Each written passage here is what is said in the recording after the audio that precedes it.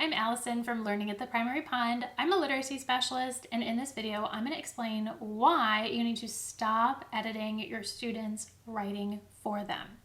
If you haven't subscribed yet, make sure to hit the subscribe button and the little bell so you don't miss any of the videos that I post. I'm always posting new videos, new tips, and ideas for teaching literacy in K2. As teachers, we naturally want to help our students be successful, right? And in writing, it's normal for kids to make a number of mistakes, especially in K2 when they're just learning how to write for the first time, really. And that process takes a while. It's normal for them to, use an incorrect letter or omit a period or have a run-on sentence. Totally normal. And our instinct, at least for me in the past, it's been to just kind of jump in and point out the mistake to them or help them fix it or, just get them to where they need to be with their writing. So that's totally normal. But the problem is that if we're always there to swoop in and rescue our kids, we're actually not empowering them to take ownership over their writing and fix their own mistakes. We want to empower them, not enable them, right? Because we're not going to go through life next to them every time they're writing something, ready to just swoop in and help them out and point out their mistakes. Now, one other challenge that complicates this is that, especially in K2, maybe in all grades, it's hard for kids to recognize their own mistakes. So, I always want them to self-assess and use a checklist, look through their work. But so many times when I'm like, okay, did you edit? Is there anything you need to fix? They'll tell me, nope, it's all good. I'm done, Mrs. Ryan. Even though I can clearly see that there are definitely some issues with their writing that they know how to fix, and they would be able to fix if I pointed it out to them. So I am curious if this happens with you and your students. Do you have the situation where you're like, hey, I want you to edit your writing, fix it up, and then they just tell you they're all done or they don't find any changes? If this happens to you, or it has happened to you at least once, go ahead and leave me the word yes in the comments so I know I'm not the only one who has struggled with this or the only one who has kids who have struggled with this. So again, coming back to this point of empowering versus enabling, what I'm going to do is just take you through some examples of self-assessment tools that I use to get my kids to edit their own writing. So one of them I already mentioned, and that is just like a basic checklist. It might be specific to the writing project that you're having them work on or the genre that they're writing in. And basically you just teach them how to use the checklist. You have to model it. And then the kids go ahead and review their own work and or a partner's work, right? And so they either get that assessment from themselves or from a partner. Partner editing can be really powerful, and it's a great way to empower kids rather than you just being the one who's pointing out all these mistakes and fixing it for them or telling them what to fix. Along those lines, I want to mention that I actually never write on students' work, okay? Now, if it's like a worksheet or something that they've turned in or a test, yes, I'll write on it, but I'm more so talking about their writing or their drawings when they're in kindergarten, with the exception of if a kindergartner is dictating a sentence to me. Anyway, typically the writing that my K2 students produce, I don't write on it. I don't fix things for them, okay? I want them to take ownership over it, and I feel like not writing directly on their paper is a really helpful way to get them to take ownership. Now, that doesn't mean that I never correct them. It just means that we'll sit down and have an editing conversation, and I'll kind of point things out or maybe do a little sticky note for them.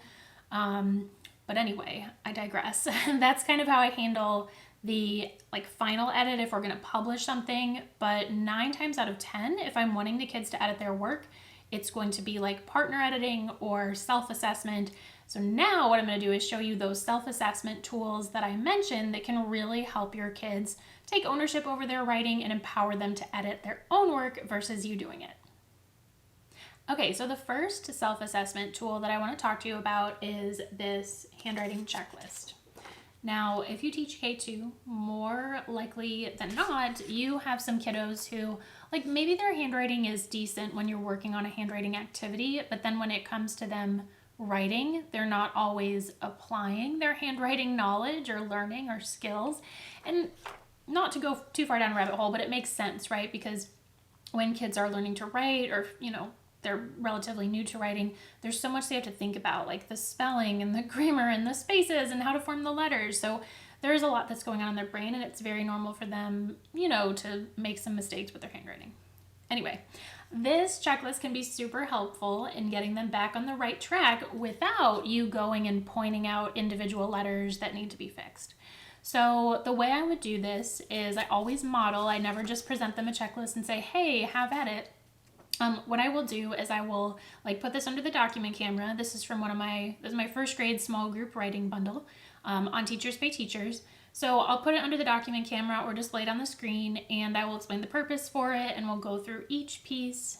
And these concepts would be things that the kids would know already, right? So are capital letters touching the top and bottom line? Do these letters have tails? They would all be concepts that we've taught. I'm not teaching these for the first time. It just kind of summarizes everything in one place.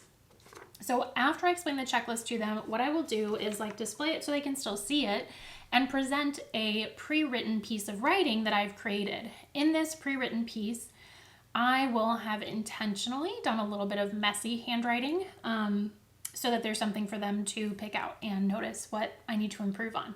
So I will ask the kids, and I may need to model it first, so you kind of, can judge how your kids are and what they need, but you want them to first point out some things that are good about the handwriting in your sample piece, and you can give them language around that, right? You can say, okay, I noticed that your blank looks good, or I noticed that your blank touches the right lines.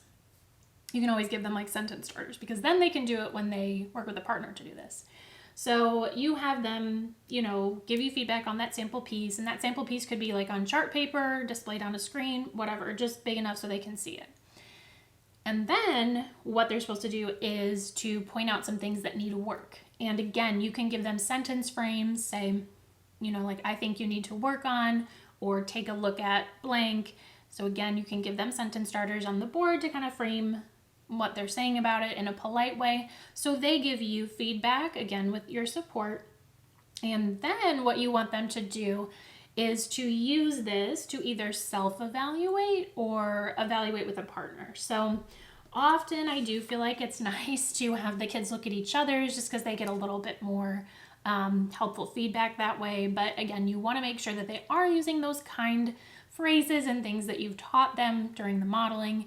So you'll have them go sit down, take a piece of writing that's finished or almost finished, and then their partner gives some positive feedback, and then some tips. I like to call them tips. And they use the checklist, so they each get their own copy of this. And then after that, they switch. So the other person gets feedback on their work. So this partner activity, again, it really empowers them to use what they know about handwriting, use this checklist to improve their handwriting without you coming in and saying, oh, you need to fix this or you need to fix that. It really gets them to take ownership and make changes on their own. Okay, so the second tool I want to show you also comes from my first grade small group writing bundle, which is available in the Learning at the Primary Pond Teachers Pay Teachers store. And this tool is really helpful when your kiddos are not using enough detail or not using specific vocabulary. So let's see if I can hold it up so you can see it. It just says adjectives can tell color, size, shape and pattern, texture, personality, sound, and taste. So this is something that you could create as a group, have the categories on chart paper and then the kids come up with adjectives here. It works great when you're teaching about adjectives, but really just any time in writing that you notice the kids aren't using specific enough words or they're just not writing with enough detail, you can bring this out.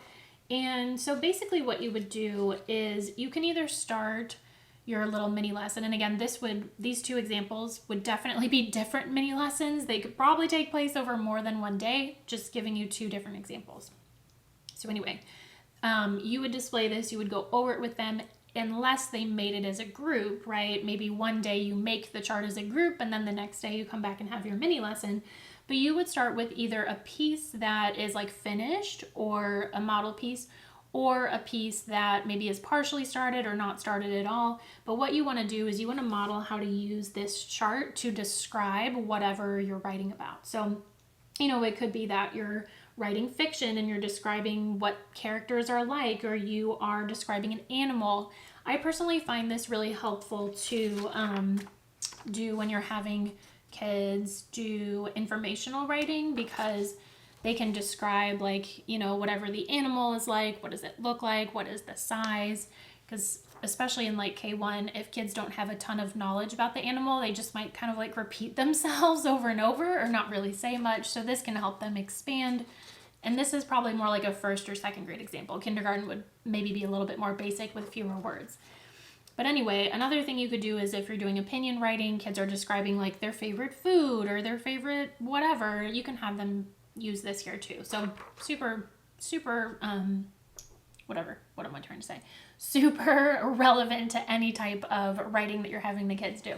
So anyway, you're gonna model to the whole class how you either edit your work or you create a new piece using these descriptive words. So then what you do is you're either gonna have like a big class chart that everybody can see, or you give the kids copies of these. They take them back to their seat, and in my opinion, the easiest way to get kids to apply this first is to have them make some changes to an existing piece of writing, especially if your kiddos are not using a ton of adjectives right now. So you could have them sit down with a partner at their table, and they each like read their piece that's finished or almost finished to each other, and then the two work together to insert some of these adjectives. And by doing that, the writing becomes more detailed, better vocabulary, more descriptive.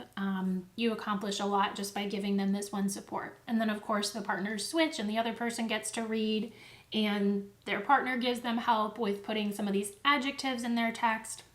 So to me, that's a really easy way to kind of ease into it.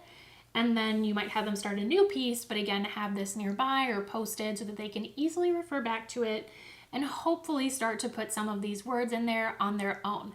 Now, another opportunity is, let's say you have like taught this already and the kids know how to use it, they have a copy, but they're still not putting in maybe as many of these words as you want, or they're just not writing with enough description. Now, instead of just saying, hey, I think you should add this, or, you know, let's add more details, let me help you, you can start by just inviting them to take out this piece or look at it on the wall and, you know, just say, hey, do you remember when we did this and this? This can help you improve your writing by X, Y, and Z. You know, why don't you try to add some things using this chart? So again, just like this handwriting checklist, it becomes a tool that you can use in the future. And whoops, that's upside down. It's a tool that you can use in the future, held right side up. And that way, instead of telling kids specifically what to do, you can just kind of refer back to the tool, and that's something that they can use to self-assess, improve their writing, and even improve the writing or help improve the writing of a partner. Okay, I hope that this was helpful, and I hope it motivates and inspires you to do a little bit less of the work and let the kids do more when it comes to editing and revising their writing. If you want to learn more or just have some more tools for teaching writing in K2, what I have for you is this set of free writing folder tools. I love using writing folders because you can like keep this type of thing in them. So there's all kinds of tools in this free download. Look for the link, it should be in this post, and you can grab that free download of writing folder tools. Thanks so much for watching. I hope this was helpful. Hit the like button, subscribe, and I'll see you in the next video.